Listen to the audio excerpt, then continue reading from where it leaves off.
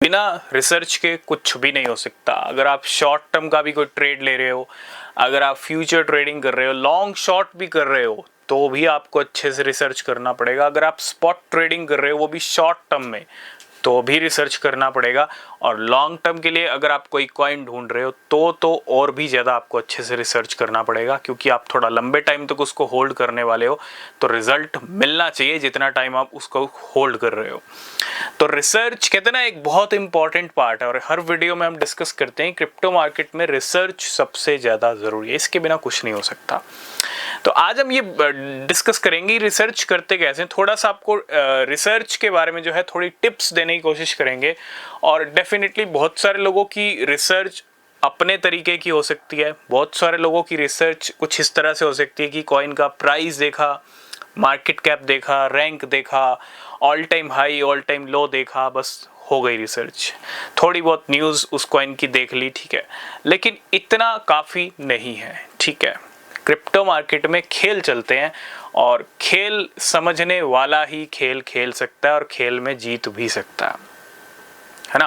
Crypto market में दिन रात खेल चलते हैं, और ये खेल समझने आपको तब आएंगे जब आप मार्केट के ऊपर पूरा फोकस करोगे। एक दिन में नहीं समझ पाओगे, एक महीने में नहीं समझ पाओगे, आपको कहते हैं ना एक अच्छा खासा टाइम मार्केट को देना पड़ेगा, ठीक है। तब जाके आपको चीज़ें समझ में आएंगी कि मार्केट में कैसे कैसे क्या होता है। तो आज हम बात करेंगे बहुत सारे क्रिप्टो करेंसीज हैं मार्केट में, लेकिन बहुत सारे लोगों के पोर्टफोलियो अभी भी रेड हैं। और रेड होने का रीज़न क्या है? बहुत सारे अच्छे अच्छे ओल्ड कॉइन्स हैं जो ठंडे पड़े हैं, उनमें कोई बड़ा जंप नहीं आया। रीज़न क्या है? कि स्मार्टली गेम खेले जा रहे हैं मार्केट के अंदर। बड़े प्लेयर्स को पता है रिटेलर्स के पास क्या है, रिटेलर्स के पास कितनी होल्डिंग है किस ऑल्ट कॉइन की, और किस कॉइन को कब पंप करना है।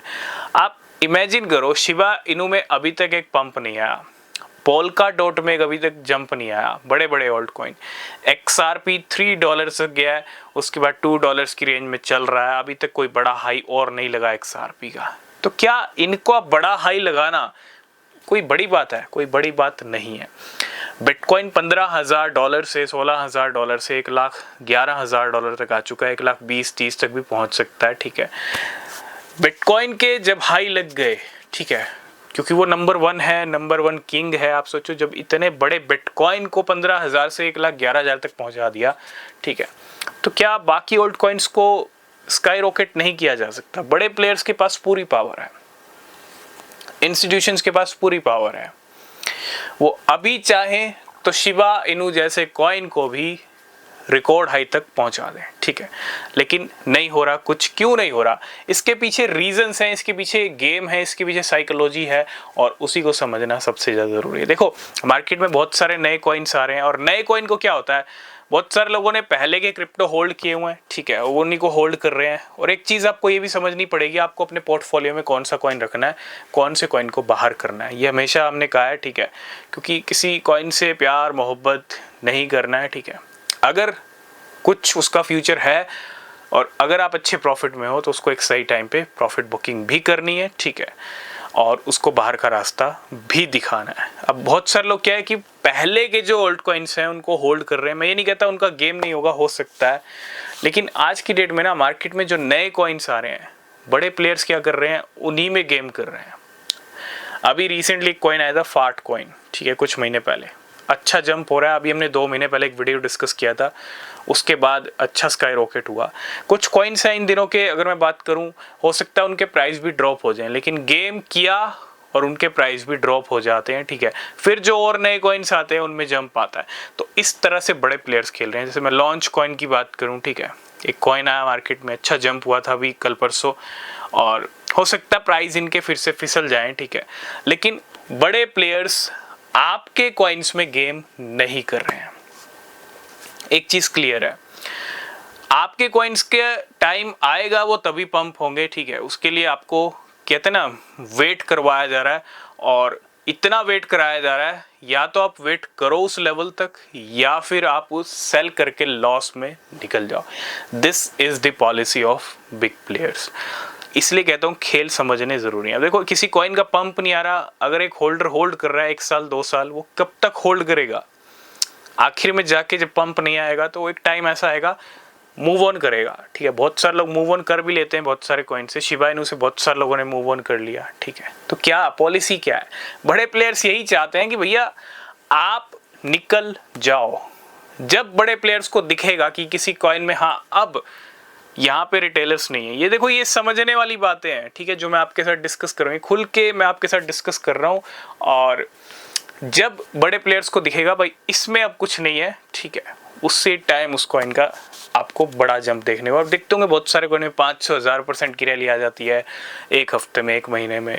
तो वो क्या होता है, वो ऐसे ही नहीं आती, बड़े प्लेयर्स के हाथ में पूरी पावर है। तो कहने का मतलब ये है कि चीज़ें आपको समझ के चलनी पड़ेंगी। और जो कॉइन्स नए हैं ना, थोड़ा उनके ऊपर भी आपको फोकस करना पड़ेगा, पोटेंशियल वाले, उनको भी आपको ज़्यादा होल्ड नहीं करना है।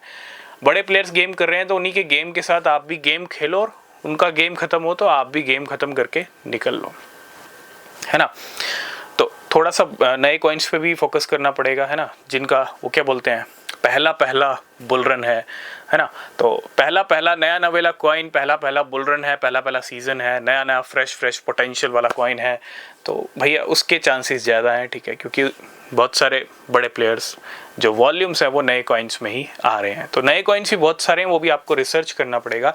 और ऑलरेडी हम अपने टेलीग्राम पे बहुत सारे ऐसे डिस्कशन करते रहते हैं, तो अगर आपने ज्वाइन नहीं किया तो नीचे लिंक मिलेगा, ज्वाइन करना। तो कहने का मतलब ये है, जो कॉइन है पोटेंशियल है तो वेट करना पड़ेगा जब तक बड़े प्लेयर्स कराएंगे वेट।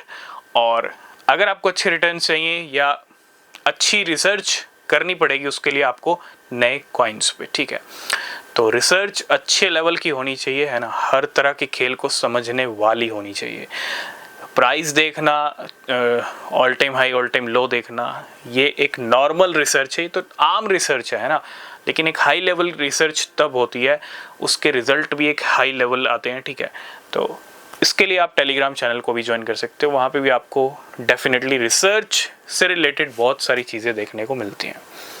तो आई होप इस वीडियो में आप समझ गए होंगे। तब तक के लिए बाय बाय।